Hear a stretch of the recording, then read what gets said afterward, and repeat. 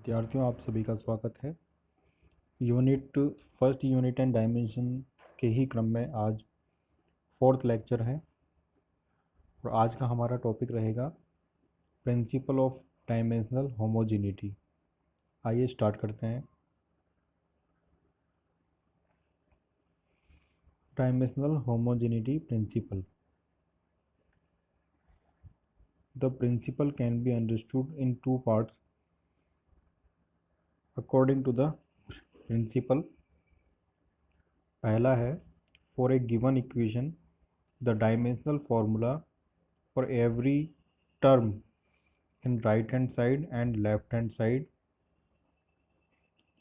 will be equal। Dimensional homogeneity principle, इसको हिंदी में बोलेंगे विमीय समांगता का नियम। और इस नियम को दो भागों की सहायता से या दो स्टेटमेंट की सहायता से समझा जा सकता है। इस नियम के अनुसार जो पहला स्टेटमेंट है, ये जो पहला पार्ट है इसको समझने के लिए वो है for a given equation the dimensional formula for every term in right hand side and left hand side will be equal. इसका मतलब कि किसी दी गई समीकरण के लिए, अगर कोई समीकरण हमें दे रखी है तो उसके लिए दाएं पक्ष और बाएं पक्ष में स्थित प्रत्येक पद की विमा समान होगी। ये पहला स्टेटमेंट है विमीय समांगता के नियम का। इसके लिए उदाहरण देखते हैं हम। माना ये एक समीकरण है जो हमें दी गई है और ये सही इक्वेशन है एक, तो इसके लिए इस नियम के अनुसार right hand side and left hand side दोनों ही पदों में जो दोनों ही तरफ जो प्रत्येक पद है, यानी एक ये पद हो गया एक ये पद हो गया राइट हैंड साइड पर, लेफ्ट हैंड साइड पर सिर्फ एक ही पद है, तो प्रत्येक पद की विमा समान होगी। पद से मतलब जो प्लस या माइनस द्वारा सेपरेटेड जो टर्म्स हैं, पद हैं, उनकी यहाँ पर बात हो रही है। तो हम सभी पदों के लिए विमीय सूत्र लिखते हैं।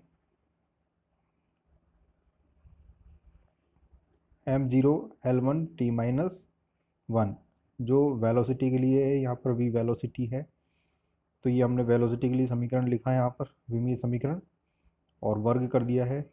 u भी यहाँ पर वेलोसिटी है तो इसके लिए भी वही विमीय सूत्र आ चुका है, और फिर स्क्वायर है तो स्क्वायर लगा दिया है। यहाँ पर 2as, यहाँ पर दो कांस्टेंट है, एक नियतांक है, a एक्सीलरेशन है और s यहाँ पर डिस्टेंस है, दूरी से है s का मतलब यहाँ पर। तो एक्सीलरेशन के लिए जो डायमेंशनल फार्मूला होता है वो होता है m0l1t-2, और डिस्टेंस के लिए यानी कि सिर्फ लंबाई के लिए जो डायमेंशनल फार्मूला है वो होगा m0l1t0। इनको जब सॉल्व करते हैं तो फाइनल डायमेंशनल फार्मूला निकल के आता है, वो आता है m0l2l-2, और राइट हैंड साइड के प्रत्येक पद में m0l2t-2, और यहाँ पर भी m0l2t-2। तो हम देख रहे हैं प्रत्येक पद के लिए जो विमीय समीकरण या विमीय सूत्र है वो एक जैसा है, अतः ये समीकरण सही है और विमीय समांगता के नियम का पालन करती है। दूसरा स्टेटमेंट है विमीय समांगता के नियम का, physical quantities with same dimensional formula can be added और सब्ट्रैक्टेड विद ईच अदर। इसका मतलब वह किसी समीकरण में या वह भौतिक राशियां आपस में घटाई अथवा जोड़ी जा सकती हैं जिनके विमीय सूत्र समान हैं, यानी कि वही भौतिक राशियां आपस में जोड़ी या घटाई जा सकती है जो समान विमीय सूत्र रखती हैं। इसका एक सीधा सा उदाहरण है, अगर मैं 1 किलोग्राम में 1 किलोग्राम जोड़ता हूँ तो संभव है, लेकिन यदि मैं 1 किलोग्राम के अंदर 1 मीटर जोड़ता हूँ तो संभव नहीं है। तो समान जो विमीय सूत्र हैं, जो समान इकाई हैं, वही भौतिक राशियां आपस में जोड़ी जा सकती हैं। इनके लिए एक उदाहरण हम देख लेते हैं। ये एक समीकरण दी हुई है p+a/v² is equal to v minus b is equal to RT। ये एक गैस के लिए समीकरण होता है।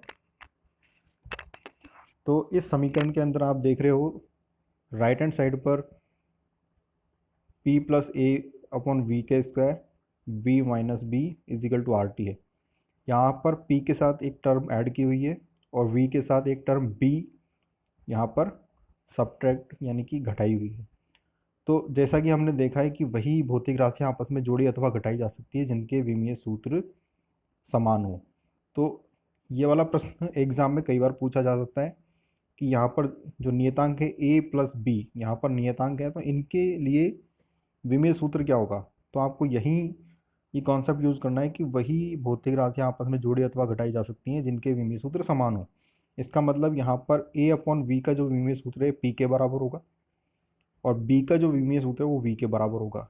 बस यही कॉन्सेप्ट आपको ध्यान रखना है। तो आप a और b के लिए जो आपका विमीय सूत्र है वो फाइंड आउट कर सकते हो। देखिए, इसी अनुसार dimensional formula for a upon V square should be equal to the dimensional formula for p। जैसा कि यहाँ पर है a अपॉन वी का जो डायमेंशनल फार्मूला है वो p के डायमेंशनल फार्मूले के बराबर होना चाहिए, जो कि है m1l-1 t-2। तो जब हमने एक अपॉन वी का निकाल लिया तो a का डायमेंशनल फार्मूला हम आराम से निकाल सकते हैं, क्योंकि यहाँ पर वी स्क्वायर या आयतन है। तो आयतन के लिए हम डायमेंशनल फार्मूला लिख के a का डायमेंशनल फार्मूला आराम से निकाल सकते हैं। इसी प्रकार